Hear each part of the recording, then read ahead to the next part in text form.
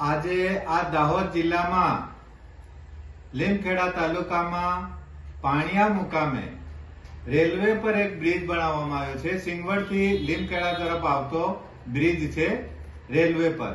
તો એના પર જે કામગીરી શરૂ કરવામાં આવી ત્યારે આ ભાજપના જે રાજકારણી છે એમાં સંસદ સભ્ય હોય, ધારાસભ્ય હોય, અગર કોઈ પણ ભાજપના નેતા હોય, એમની સરકાર હોય, એમને જ્યારે આ ગ્રાન્ટ ફાળવવામાં આવી ત્યારે એ ના દેખાયું કે આ બ્રિજ જ્યારે બનશે ત્યારે ચઢાવ તો ચડી જશે પણ ઉતરવાનું ક્યાં એ જ ખબર નથી। આ મૂર્ખની સરકારને હું એમ પૂછવા માંગુ છું કે તમે બ્રિજ બનાવ્યો તો તમારે શરૂઆતમાં જ પ્લાનિંગ કરવું જોઈએ કે આ બ્રિજ ક્યાં ઉતરશે, કઈ દિશામાં ઉતરશે।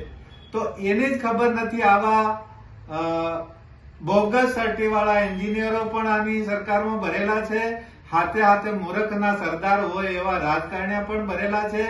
આવી સરકારને પ્રજા જાકારો આપે એવી અમારી માંગ છે। ને આ જો બ્રિજ હવે પાછા બીજી બાજુ ક્યાંક વાળીને મોકલવામાં આવશે ત્યારે અમારા ઓબીસી સમાજના લોકો હોય કે આદિવાસી સમાજના લોકો હોય એને કેટલું નુકસાન કરશે એ પણ એક જોવા જેવી બાબત છે।